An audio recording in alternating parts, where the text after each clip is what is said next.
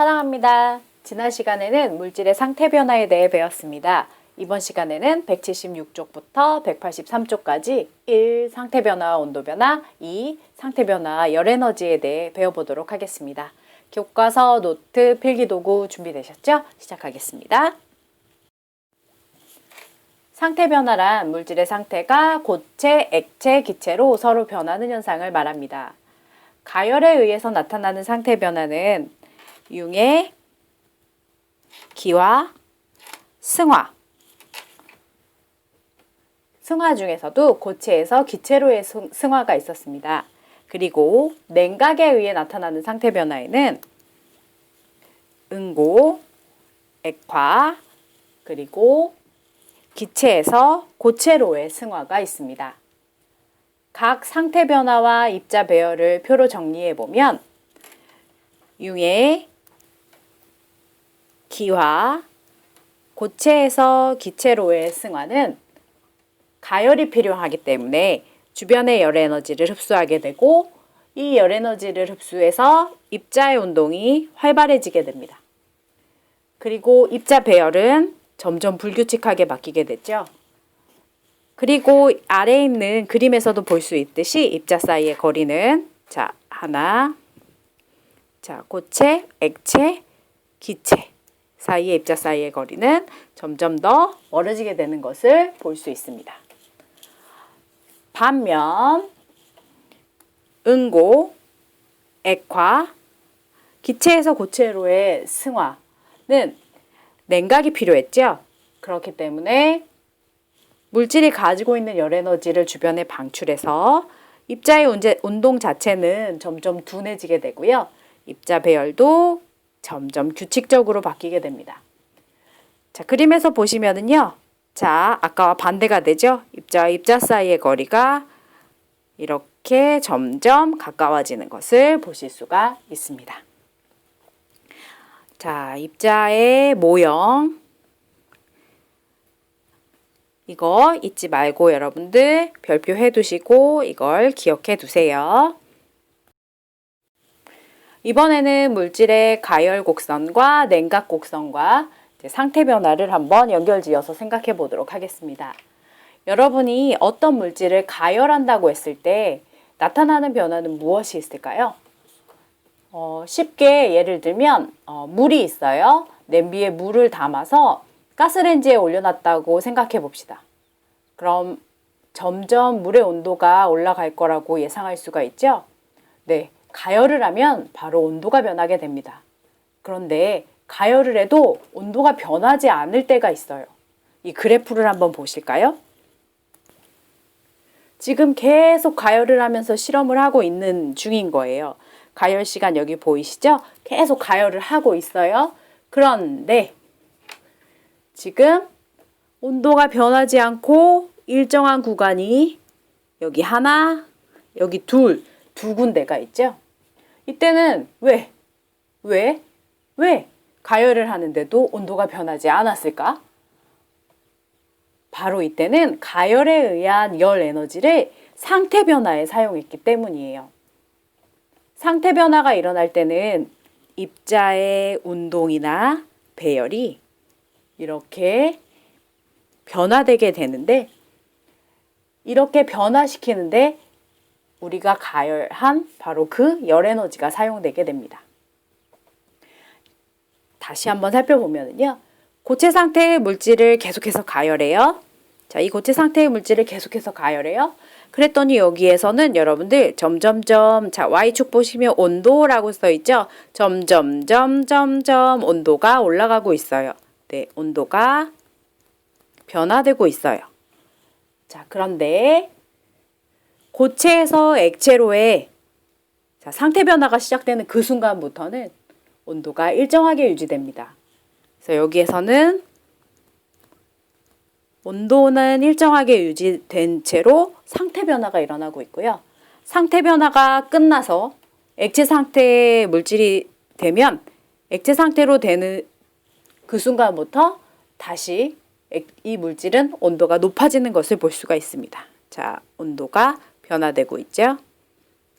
온도가 변할 때는 상태가 변하지 않습니다. 여기도 마찬가지 상태 변화가 없습니다. 그리고 액체에서 기체로의 상태 변화가 일어나는 구간에서는 자, 다시 한번 온도가 일정하게 유지되게 됐죠. 그래서 여기다가 이 구간은 상태 변화가 일어나는 구간이라고 써두시고요. 그 다음 상태 변화가 끝나는 그 순간부터 기체 상태의 물질은 온도가 높아지게 되죠. 그래서 자, 여기도 여러분들 온도 변화라고 이렇게 기록을 하시면 됩니다. 결국 우리가 여기 계속 가열을 하면서 이렇게 준 열 에너지는 어디에 쓰여지게 됐나요? 우리가 준 열 에너지는 온도를 변화시키거나 아니면 온도가 변하지 않을 때는 상태 변화를 하는데 사용됐다라고 하는 것을 알 수가 있습니다. 그래프에서 하나를 더 살펴보도록 하겠습니다. 고체에서 액체로 여러분들 융해될 때 일정하게 유지되는 이 온도가 있네요. 이 온도. 자, 그래프를 이렇게 따라가서 Y축에 가보면요. 여기 녹는 점이라고 쓰여져 있죠. 이렇게 고체에서 액체로 변하면서 일정하게 유지되는 온도를 우리가 녹는 점이라고 하고요. 그 다음 액체에서 기체로 변화될 때도 자, 이때도 온도가 일정하게 유지되죠. 이것을 쭉 따라서 Y축에 가보면 자, 여기에 끓는 점이라고 쓰여져 있습니다. 그래서 액체에서 기체로 기화될 때 일정하게 유지되는 온도를 우리는 특별히 끓는 점이라고 합니다. 여기서 여러분들이 알아둬야 될 예가 있는데요. 바로 물이에요, 물. 물의 녹는 점은요, 0도씨고요. 물의 끓는 점은 100도씨입니다. 자, 이거 참고로 여러분들 기억해 주세요. 이번에는 냉각 곡선입니다. 어떤 기체가 있는데요. 이 기체를 계속해서 냉각시키게 되면 온도가 점점 낮아지는 것을 볼 수가 있어요. 그래서 여기는 온도 변화 구간이네요. 자, 그 다음 기체에서 액체로 상태 변화가 시작되는 그 순간부터는 온도가 일정하게 유지됐죠. 그래서 여기에서 일어나는 것은 상태 변화이고요. 자, 상태 변화가 딱 끝나는 그 순간부터 자, 이제 액체 상태만 남아있게 되죠. 그래서 이 액체 상태의 물질은 다시 냉각에 의해 온도가 점점 낮아지게 됩니다. 이 구간은 온도 변화 구간이고요. 그리고 액체가 다시 고체로 상태 변화하는 그 순간부터는 온도가 일정하게 유지가 됐죠. 그래서 이곳은 상태 변화가 일어나서 온도가 낮아지지 않는 모습을 볼 수가 있습니다. 상태 변화가 끝나면 고체 상태의 물질은 다시 온도가 계속해서 낮아지는 것을 볼 수가 있습니다. 그래서 이곳은 온도 변화 구간이 되는 거죠. 자, 다시 한번 해볼까요? 우리가 여기에서 지금 열을 계속 뺏었어요. 그러면 그 열 에너지가 뭐 할 때 쓰인다고요? 온도 변화할 때 쓰이거나 아니면 온도가 일정할 때는 바로 그 열 에너지는 상태 변화를 할 때 쓰이게 된다라고 하는 거 잊지 마시고요. 그래서 여기에서 여러분들 자, 다시 한번 여기를 만약에 구간을 좀 나눠 볼게요. 여기를 A 구간, 여기를 B 구간, 그다음에 여기 C 구간, D 구간, E 구간이라고 할 때 다음 중 이 그래프에서 상태 변화가 일어나는 부분을 모두 골라 쓰시오 라고 하면 뭐를 고르시면 되겠죠? B와 D 부분을 여러분들이 고르시면 됩니다. 자, 하나 더 챙기고 가야 되죠? 자, 이렇게 온도가 일정하게 유지되는 두 곳이 있었는데요. 이 두 곳 중에 자, 아래쪽 그래프에서 온도가 일정하게 유지되는 이곳, 액체에서 고체로의 상태 변화가 일어나는 거, 액체에서 고체로의 상태 변화를 응고라고 했죠. 응고가 일어나는 바로 이 D 구간에 자, 일정한 이 온도를 찾아서 자, Y축을 찾아가면 어는 점이라고 쓰여 있어요. 다시 정의를 한번 보시면요. 액체에서 고체로 응고가 일어날 때 일정하게 유지되는 온도를 우리는 어는 점이라고 합니다. 그런데 여기에서는 특징이 있어요. 바로 같은 물질일 경우에는 어는 점과 녹는 점이 같아요. 그렇다면 여러분들 아까 물에 녹는 점이 바로 0도씨였어요. 그럼 물에 어는 점은 몇 도일까요? 네, 물에 어는 점도 똑같이 0도씨겠죠. 왜? 물은 같은 물질이기 때문입니다. 그래서 같은 물질의 경우 어는 점과 녹는 점은 항상 같습니다. 기억해 주시고요. 자, 지금까지 배운 내용을 스스로 확인하기 문제를 풀면서 정리해 보도록 하겠습니다. 가시죠. 1번. 액체가 응고하는 동안 일정하게 유지되는 온도를 자, 액체가 응고하는 동안 일정하게 유지된대요. 자, 그럼 액체가 응고. 그럼 액체가 고체로 바뀌는 때죠. 이렇게 액체가 고체로, 즉 물이 얼음으로 변하게 될 때 일정하게 유지되는 온도를 우리는 어는 점. 왜? 물, 얼음이라고 한번 생각해 보면 여러분들 물이 얼어서 얼음이 된다. 그래서 얼다라고 하는 표현 그대로 어는 점 찾아내시면 되고요. 고체가 융해하는 동안 일정하게 유지되는 온도. 자, 고체가 즉 얼음이 융해. 자, 그러면 액체로 바뀌는 거죠. 액체인 물로 바뀌게 되는 거예요. 그러면 우리는 이거는 얼음이 녹아 물이 된다라고 표현을 하죠. 그러면 녹는다라는 표현에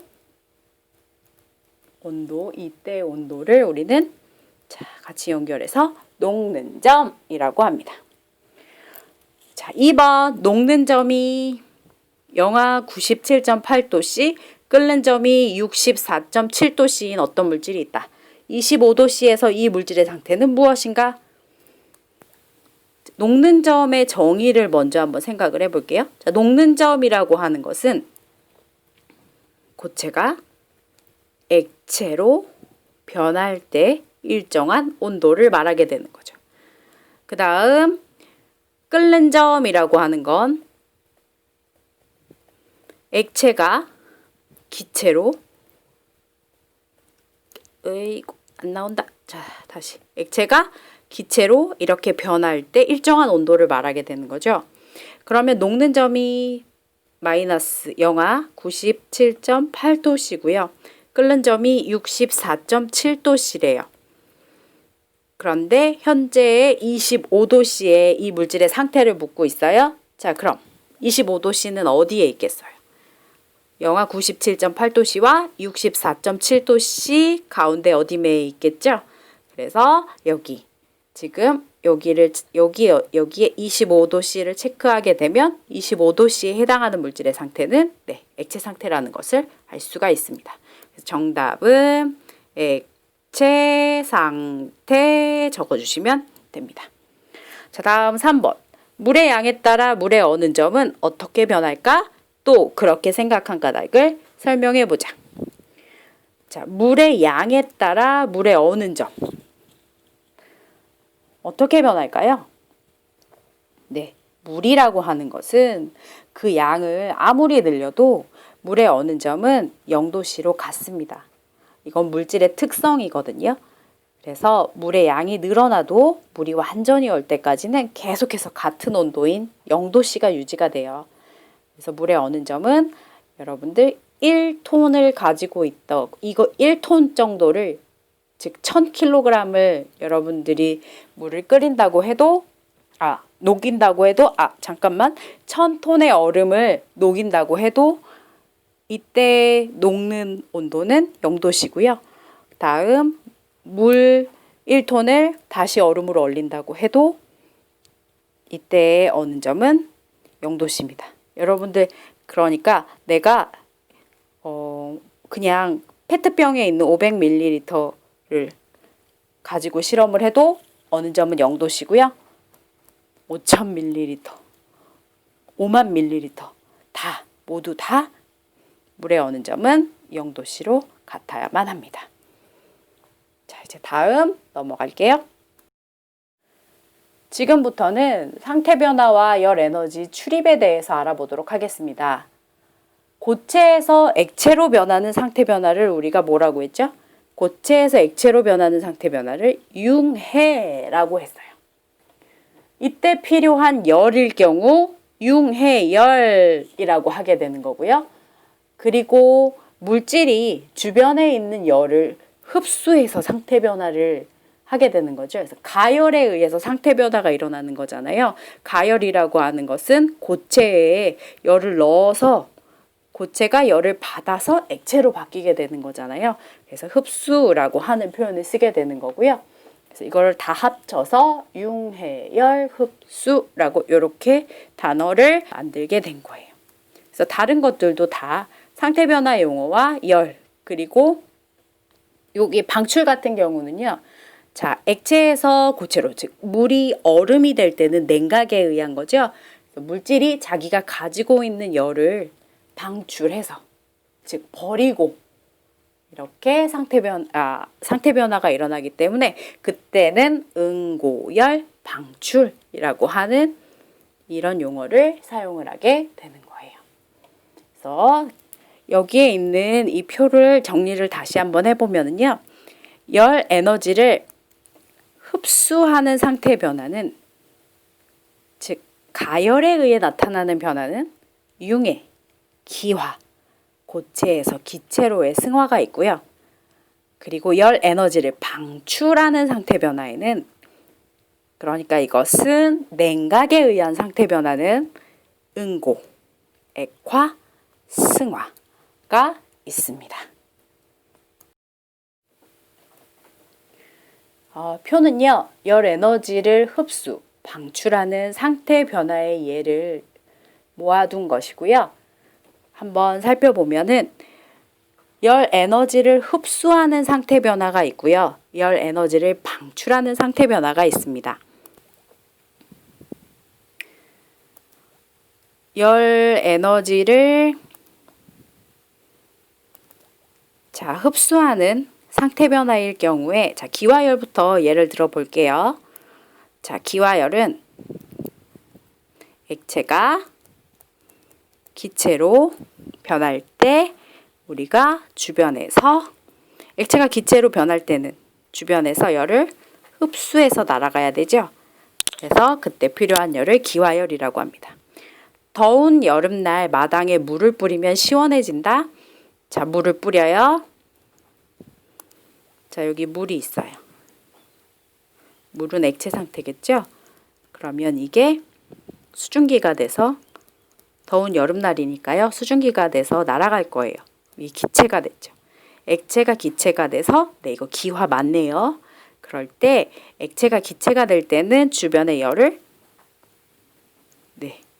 흡수해요.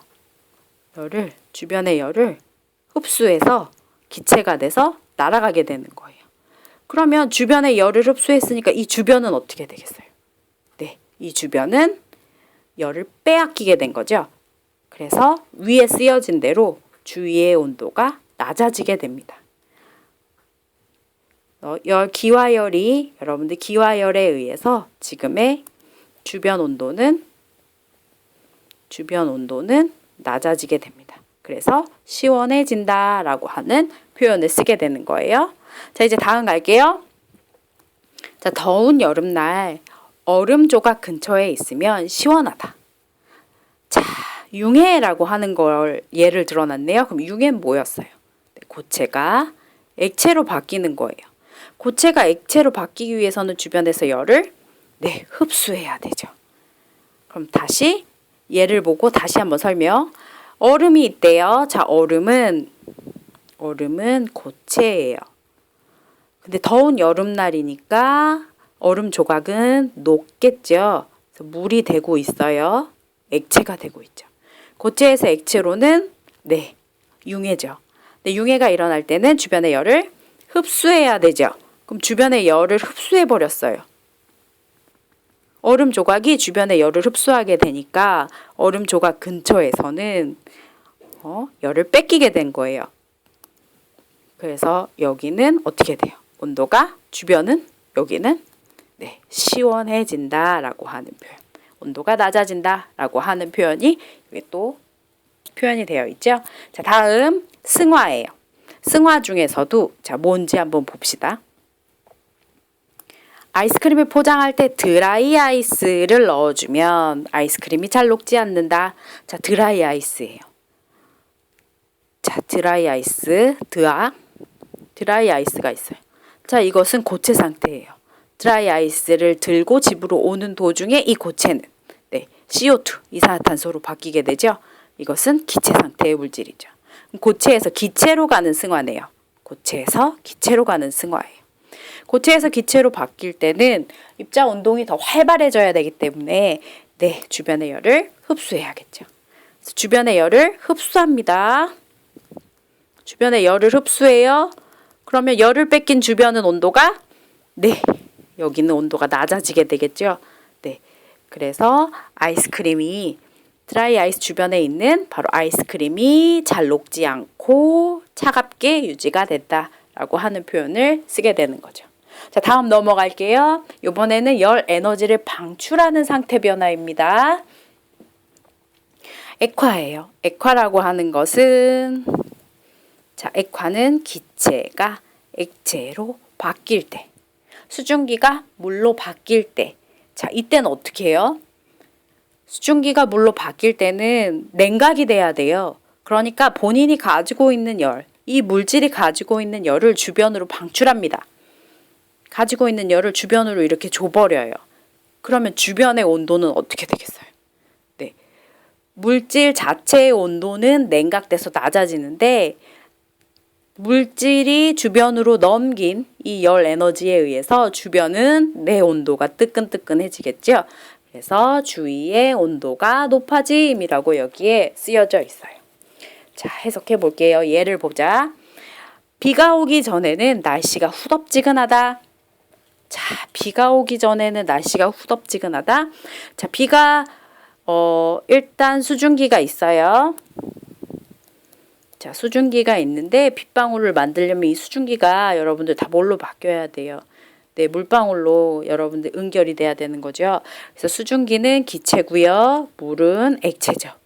그래서 액화가 일어났고요. 이때는 어떻게 돼야 된다고요? 주변으로 물질 자체의 온도를 낮춰서 액체로 바뀌어야 돼요. 그래서 주변으로 이렇게 열을 방출해요. 열을 방출해 버려요. 그러면 주변의 온도가 어떻게 돼요? 따뜻해지죠. 그래서 후덥지근하다라는 표현을 이렇게 쓸 수가 있습니다. 자, 응고열. 응고라고 하는 것은 액체가 고체로 바뀌는 상태 변화예요. 그때 열은 어떻게 될까? 자, 겨울철 오렌지의 냉해를 막기 위해 오렌지 나무에 물을 뿌린대요. 그러면 물이 있네요. 그리고 겨울철이라고 했으니까 이 물은 금방 얼음으로 바뀌겠네요. 그럼 물은 액체이고요. 얼음은 고체죠. 액체가 고체로 될 때는 여러분들 물이 얼음으로 될 때는 당연히 아주 차가워져야 돼요. 그래서 물질 자체가 차가워져야 되기 때문에 이 물질이 가지고 있는 열을 주변으로 방출해 버립니다. 그래서 여기에서 열을 방출해 버려요. 그러면 주변이 어떻게 돼요? 주변은 더 따뜻해지겠죠. 그래서 오렌지가 차갑게 되는 것을 막을 수가 있습니다. 자, 다음 승화 갈게요. 승화열. 자, 승화라고 하는 것 중에 눈이 올 때는 날씨가 포근해진다라고 표현이 됐어요. 자, 우리 이 중위도 지역에서 눈은 바로 비가 내리다가 여러분들 이 지역의 날씨가 너무 차갑네 라고 여러분들, 그러니까 우리 지금 이 지표면의 날씨가 영하권, 그러니까 0도 아래로 떨어지게 되면 비가 눈으로 바뀌어서 오게 돼요. 그럼 이 비는 뭐예요? 비는 액체 상태예요. 그럼 눈은 뭐예요? 잠깐만, 비가 잠깐만요. 지금 쌤이 여기서 자, 수증기를 말해야 돼요. 자, 수증기가 있어요. 아직 비가 만들어지기 전에 자, 여러분들 수증기가 있어요. 그럼 이 수증기가 바로 눈으로 바로 만들어지는 이것을 의미하는 거예요. 그래서 수증기가 눈으로 만들어질 때는 어떻게 돼요?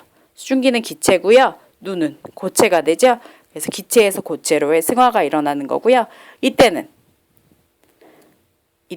여러분들 여기서 승화열을 설명을 할 때는 수증기가 눈으로 바뀔 때 자, 온도가 떨어져야 되죠.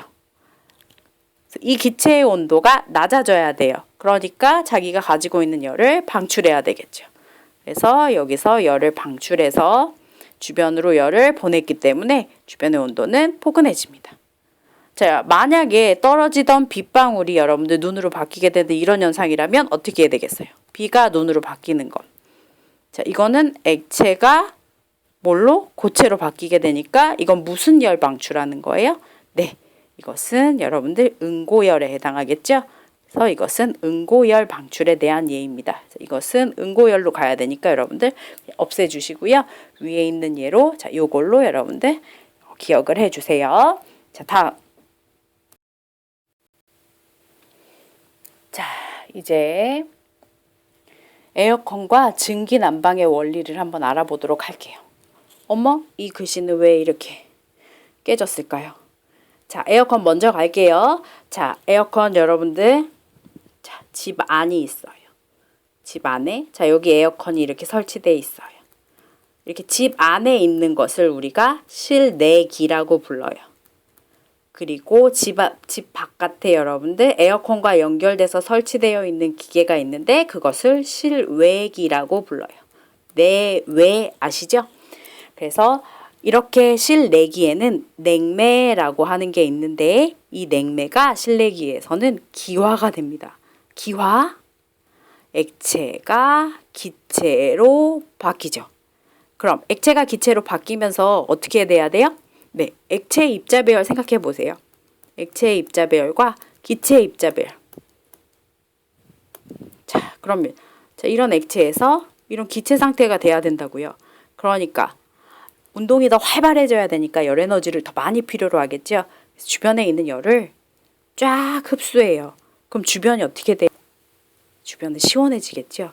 그래서 이렇게 기화에 의한 기화열이 흡수되면서 실내 온도가 낮아지게 되는 거고요. 실외기 같은 경우는 냉매가 다시 액화가 됩니다. 여기에서는 그러면 액화가 될 때는 뭐가 일어나는 거예요? 네, 기체가 액체로 바뀌게 되면서 본인이 가지고 있던 열 에너지를 전부 다 방출하게 되는 거죠. 그래서 주변의 온도가 어떻게 돼요? 네, 주변의 온도가 뜨끈뜨끈해지죠. 그래서 실외기에서는 뜨거운 바람이 나오게 되는 거고요. 그 다음 우리가 알고 있는 에어컨이라고 불리는 우리 집안에 있는 실내기에서는 그래서 차가운 바람이 나오게 되는 거예요. 자, 이제 증기난방기로 갈게요. 증기난방기. 자, 보일러와 증기난방기가 또 한 세트예요. 자, 집안이 있습니다. 이 집안의 안쪽에 있는 게 증기난방기고요. 증기난방기고요. 자, 그 다음 이 바깥에, 집 바깥에 설치된 게 보일러인 거예요. 보일러가 바깥에 설치되어 있어요. 그럼 보일러에서는 무슨 일이 일어나느냐? 물이 기화가 돼요. 그래서 물이 수증기가 된다고요. 물이 수증기가 되면서 이렇게 액체가 수증기, 기체가 되죠. 그럴 땐 어떻게 되겠어요? 네, 액체 상태가 기체가 될 땐 주변에 있는 열을 흡수한다고 그랬죠. 네, 그래서 주변의 열을 흡수. 그래서 액체가 기체가 될 때의 열이니까 기화, 열을 흡수해서 네, 주변이 어떻게 되겠어요? 주변에 열을 흡수해 가니까 주변이 차가워지겠죠. 그래서 보일러 근처는 온도가 낮겠죠. 하지만 증기 난방기는요. 이렇게 보일러에 의해서 기화된 그 수증기가 다시 액화가 되는 거예요. 그래서 기체 상태인 수증기가 액체로 바뀌면서 주변에 있는 열을 주변에다가 기체가 액체가 되기 위해서는 열 에너지를 다시 방출해야 되죠. 그래서 기체가 액체가 될 때를 액화라고 했고 이때의 열은 액화열이라고 부르고 그다음에 주변으로 자기가 가지고 있는 열을 전부 다 방출시켜서 주변의 온도가 높아지게 되죠. 그래서 우리는 증기난방기를 가지고 실내 온도를 높이게 되는 거예요. 이게 우리가 실제 일상생활에서 각종 상태 변화에 관련된 열을 사용하는 예가 되는 거죠. 자, 지금까지 배운 내용을 스스로 확인하기 문제를 풀면서 정리해 보도록 하겠습니다. 자, 183쪽에 있는 스스로 확인하기를 교과서에 풀어보도록 하겠습니다. 1번. 물질이 고체 상태에서 액체 상태로 녹을 때는 열 에너지를 고체에서 액체로 고체 상태 물질의 상태 기억해 보세요. 제자리에서 진동했고요. 액체 상태는 비교적 자유롭게 운동하죠.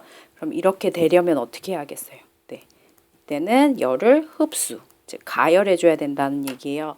그러니까 열 에너지를 여기 흡수함으로 주변에 있는 열 에너지를 흡수했어요. 자, 그럼 주변의 온도는 어떻게 된다고요? 네, 낮아진다. 우리 선조들은 한겨울 과일 창고에 물 그릇을 두어 과일이 어는 것을 방지하였는데 이는 물이 얼음으로 물은 액체고요. 얼음은 고체죠. 액체에서 고체로 딱딱해지는 거 응고할 때 액체가 고체가 되기 위해선 본인이 가지고 있는 열을 이 물질이 가지고 있는 열을 주변으로 방출해서 그래서 열을 방출해서 만들어지게 되는 거죠. 그래서 여기다가 여러분들 방출하는 열 에너지를 이용한 것이다 라고 써주면 되겠죠. 3번. 여름에 분수대 옆을 지나면 시원한 까닭을 상태 변화와 관련하여 설명해 보자. 분수대 옆을 지나면 분수대에 물이 수증기로 즉 액체에서 기체로 이렇게 기화하면서 액체에서 기체로 갈 때는 열 에너지를 흡수하게 되죠. 주변에 있는 열을 흡수하기 때문에 주변은 온도가 상대적으로 낮아지게 됩니다. 지금까지 상태 변화와 열 에너지에 대해 배웠습니다. 다음 등교 수업에는 5단원 전체 단원 평가를 보겠습니다. 이상 끝!